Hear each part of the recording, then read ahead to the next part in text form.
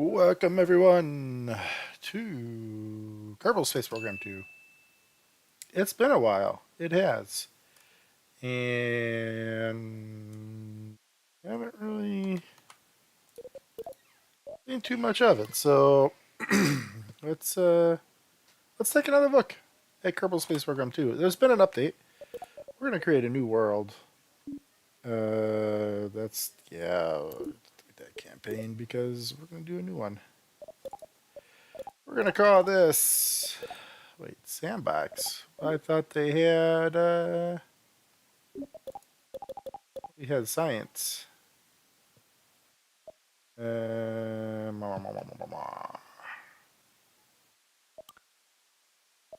Did that hold up? Let me check the settings here.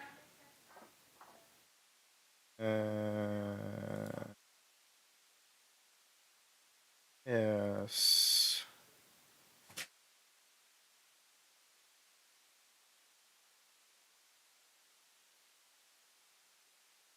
Okay. A lot of chat. There's been stuff in here.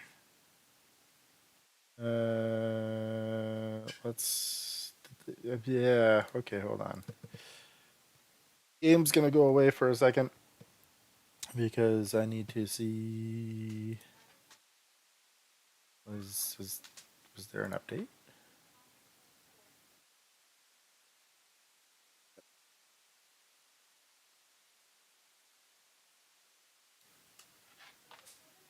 I don't know which branch to use. I'm pretty dark over here. Yeah, one minute here while we get this checking. I don't know. Uh,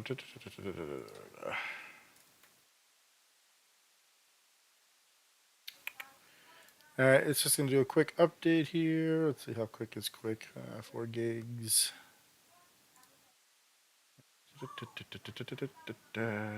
Oh, it doesn't release till December 19th. Oh, gosh darn it. Alright, well, that's okay.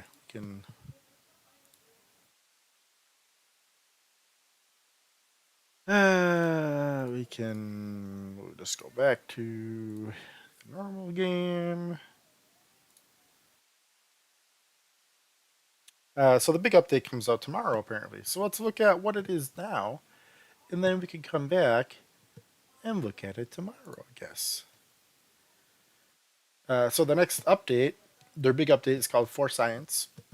Adds in the science missions again. Okay, let's just open that in this window, I guess. Uh, there we go. So For Science adds the science requirements back. Not full career mode, but science. We're going to do a new campaign because we're just going to test this out just to see. I haven't played this in a few updates, so I'm not sure what's going on, but yeah, that's not a good flag. I like the tree. Let's do that. Okay.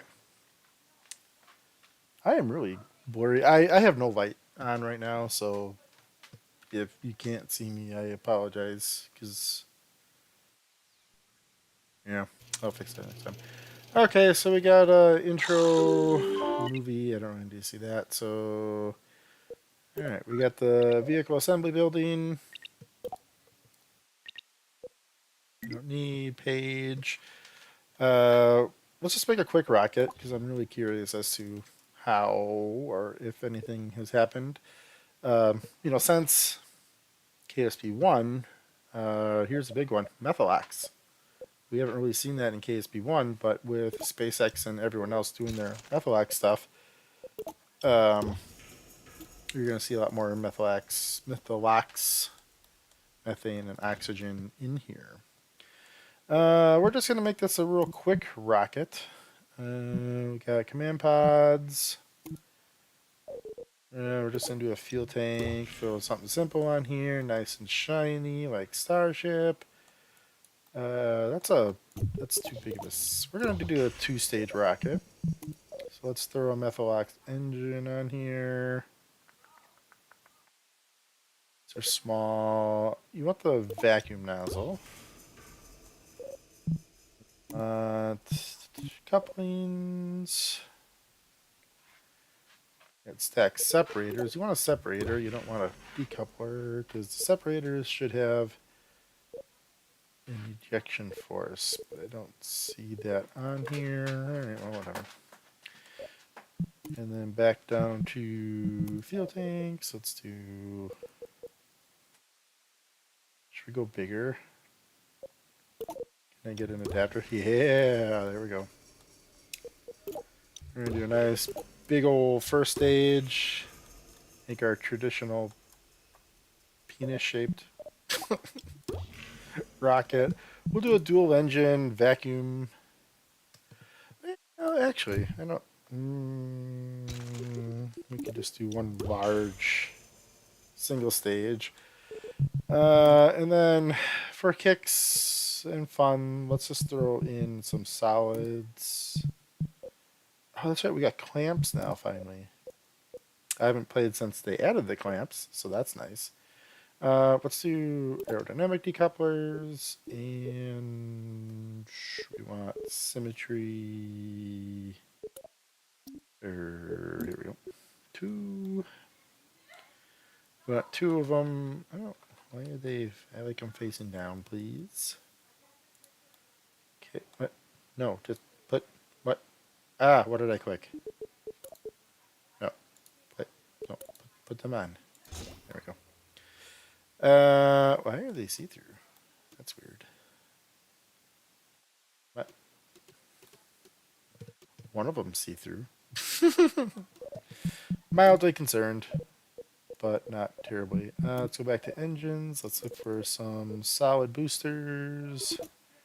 There we go. Nice big ones. Oh, well. That's not going to be productive for anyone. I hate the camera system on here.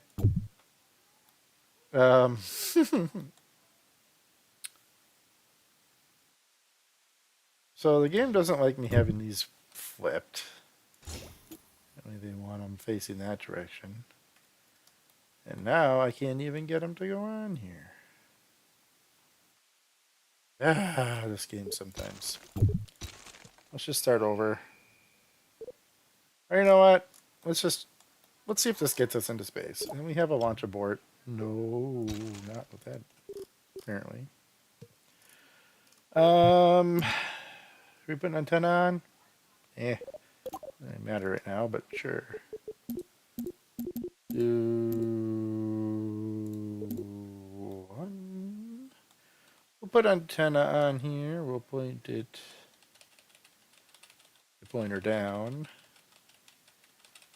Got to be aerodynamic, of course.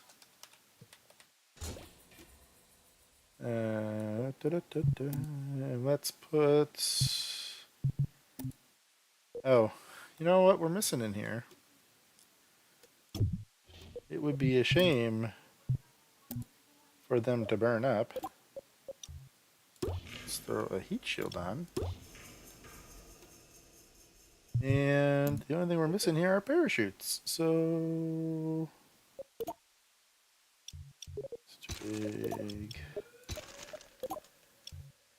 It doesn't seem like it's good enough, but you know what? We're gonna go with that. Alright, basic rocket here. Looks like a ballistic missile. I'm okay with that. Do we have our clamps? But let's put 3 clamps on. Just, for safety purposes. Okay, so first we want the engine to light up. Stage 1. Stage 2 are the clamps. Stage 3 is our fairing separator. Stage 4 is the engine. We definitely don't want the parachute to come out before coupling. Okay. Alright. And we gotta give this guy a name, not fly safe. What should we call this? not the space shuttle. It's definitely not the space shuttle. I'm okay with that. Can we? Trying to pull all of them down. No, we don't want that. Okay, let's do a launch. See how this goes. Can we get to orbit? Are you ready to fly? I don't need to know that. Flight. Yeah, I know. Okay, page. We're good. Okay, so we're really high off the launch tower. Is there a reason for that? Nah, not really. All right, so I think we're all good. We're gonna go throttles full. Let's do a countdown. And all right, and go. I don't have any sound. That's really weird. Well, might have turned the sound down at one point, but graphics wise, I do love the graphics here. All right, we're gonna not do a roll program. Let's do just a basic control. We're gonna start pitching down. So we gotta have enough delta V or escape velocity here to get out of the atmosphere or to get into orbit. So first stage is gonna push us. We're gonna go to about a 45-degree inclination. Yeek. Okay, touchy controls. And we want to just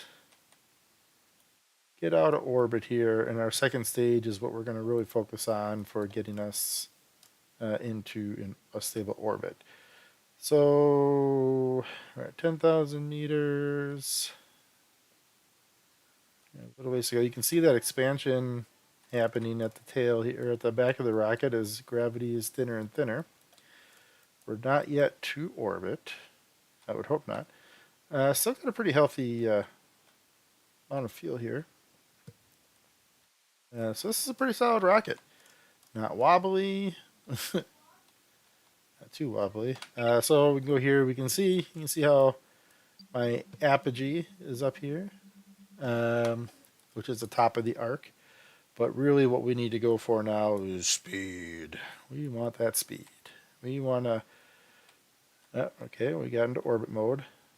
You know, essentially, we want to be going as fast as the planet is rotating underneath us. Because you think of it as if you fall down one, as you fall, the planet's going to spin. You want to fall as fast as it's spinning, which is what an orbit is. So we are definitely at that stage. We just went way beyond orbit. This is a heliocentric orbit. That's fine. I have no thrust vectoring controls at this attitude. That's okay. All right, so we're going to eject the first stage. Kerbal. Vessel lost control due to none. Yeah, we got control. Bob Kerman up here. He's still alive. So we're in a stable attitude. The reaction gyros, which came with this capsule, I believe is what. Yeah, music. What?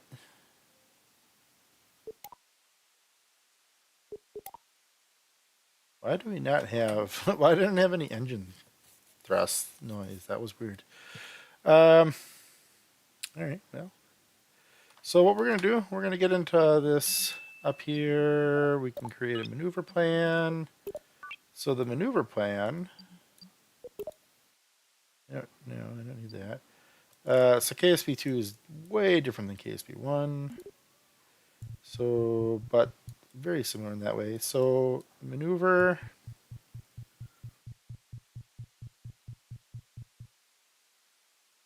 What I don't like is I can't see the altitude of my parallapsis. Okay, 317,000 meters. Well above orbital orbit. So we're good there. So we got that. So when we get to this point here at 5,500 kilometers, quite a ways, in 2 hours, we'll fire our engines, which is going to give us this heliocentric orbit. These orbits are actually used in spacecraft. If you want to hang out here, come in, get really close to the surface, come back out, get close to the surface. If you want to do some really close end mapping, but you want to go back out here for solar or waiting for things to rotate underneath you, whatever, you can do that. So now is we'll point the aircraft. So this is the orientation we'll be in when it's time for that maneuver. And if we look, we can take Mr. Bob, we can put him out on an EVA. Let's go, Bob. So what's cool, there's Bob. We can we not put his helmet down? That we could. I forgot. That was in KSP1. So he's using little thrusters here to and his jetpack to move her around. So when you get science missions, you can get science for this. You can do observations and get science points. But here we'll get back in. We'll board. And we got our timer. So, all right, let's fast forward to this maneuver, which looks like it'll be in 2 minutes. So we just went up here. You can see the rest of our spacecraft is here. That's going to come back around. And also, it's in a... You can see if I didn't do anything right now, our spacecraft would come around and we would re-enter Kerbal and burn up, which is what that first stage is going to do. Well, we don't want that, that's for sure. So we are going to 2 minutes here, increase or thrust forward. Now I don't have any solar panels on here, and I mean, we got only so much electricity, so we're going to get one orbit, and that's all we're going to be able to do because I forgot to put solar panels in, and we don't really anything else we can do about that. Some cool stuff that they added. This flight report's pretty neat. I don't need a tutorial though, so I don't need that, but pretty cool stuff. We can do our, manage our Kerbal. We can do a resource manager. So we got our heat shield, Methylox, our pod. We can do in-flight fuel transfers. That's pretty cool. We can look at the map. We can look at our tracking station. We get debris. But then we can go to not a space shuttle. No hate for the space shuttle, but so I usually like to look at this view when I'm doing these course correction maneuvers, but so you can see in real time when this stuff, you'll see my this blue line here where our current projected trajectory is, but we want to get up to this yellow line here to actually make an orbit. Like I said, we'll do that. We'll test it, make sure it works, and then I'm going to actually try to deorbit, get ourselves into a little bit better of an inclination so we don't burn up too much. So I can...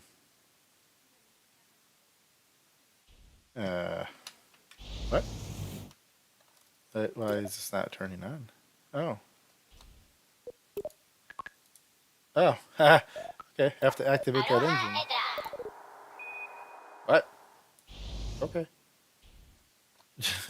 So, sorry, that was just new. Alright, so you can see there's, there we go. There was my thrust. So 74, this would take me in a safe orbit, a heliocentric orbit around Kerbal. However, we don't have the electricity for that, because now if I fast forward, keeping my spaceship in an orbit is going to take power, life support systems and all, although I don't see the power draining, so that's good. But as we get closer, you can see my speed here, my velocity is increasing because the gravity of Kerbal is pulling me in. Oh, this is beautiful. I should really use this for my Twitch intro, or my streaming intro. So it gets closer. Let's pull it in. If you don't have a battery or you don't have electricity, woohoo! Gosh, that is just 1,000 times better than Kerbin One or Space Kerbal Space Program One. We got clouds. You can see the shadows. We got Kerbin. So really, what we can do now is I can say, let's put the brakes on. Let's go retrograde. Fire that engine, and you'll see my velocity start to drop. This is not the right place to do this, but you can see my parallax, which is the bottom part of my arc, is starting to go down. Now, 70,000 meters is the Kerbin atmospheric limit. Um, but this is predicted without atmospheric drag. So when I get here, there's no way, uh, there's no way that I'd make it out of here again. So I can stop this now. That was cool. And the next part is we're gonna be entering. I don't need a burn timer. How do we turn that off?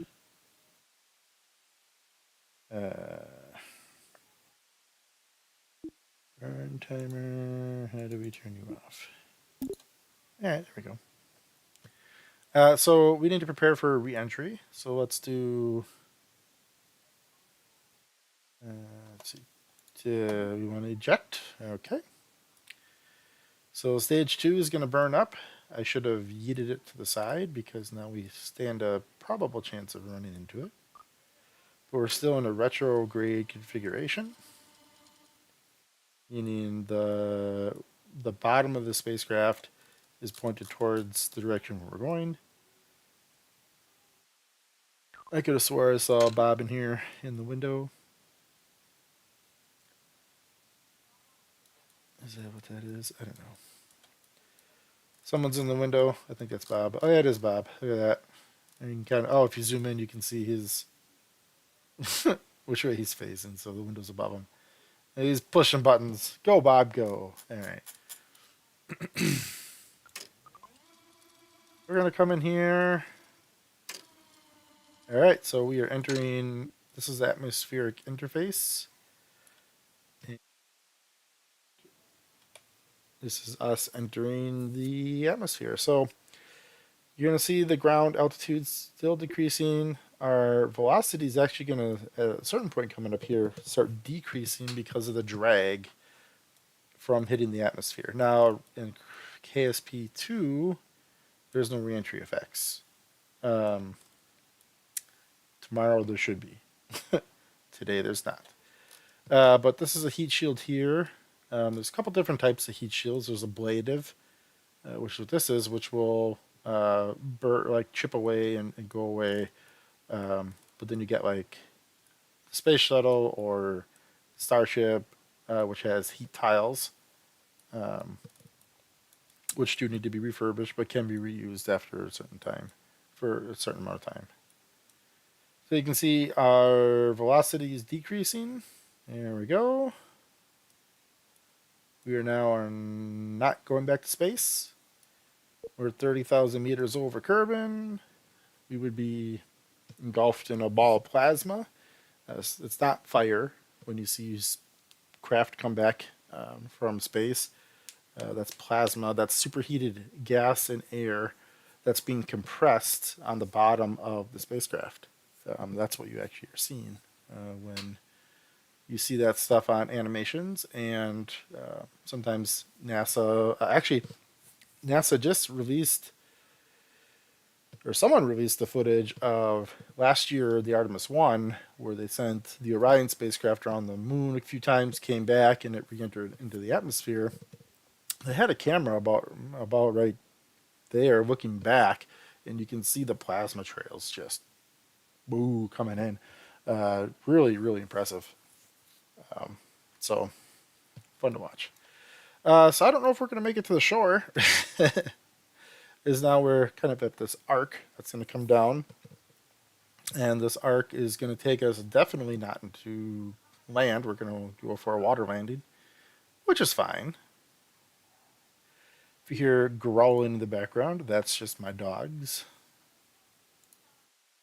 So we got, I can turn off that stuff. Okay, that's cool. And as we get closer to the ground, we'll throw that parachute out. I don't want to put the parachute out too early. I want to be going. I mean, we're going pretty slow. I mean, we're going slow enough where I can put it out, but for the sake of the video, we don't really need to put it out yet. Um, if I was a, if I was Bob in there, I'd be like, okay, parachute anytime now. But we get close here. Throw that parachute out, and we're gonna turn off that control. Just let physics take us home. So I can see our astronaut or our Kerbonaut. He's laying on his back, which is how early space program, actual space programs did it. Um, you want to be laying back on your back for when you splash down, especially if you've been in space a few days. That is my dog's going crazy. And let's hurry this up because time. So as we get near the bottom, I could actually, you can eject the fan or the heat shield as well, but I'm not going to. All right, so we are splashed down and are recoverable. It says we are sinking. Not good. Not good. Oh yeah, we can repack my parachute. Uh, but that's pretty much it. I'm not going to stream any more of this because I want to wait for the update tomorrow. So I may be back for a different streaming game here in a little bit. I want to adjust my camera settings here, maybe turn a light on. It's kind of dark.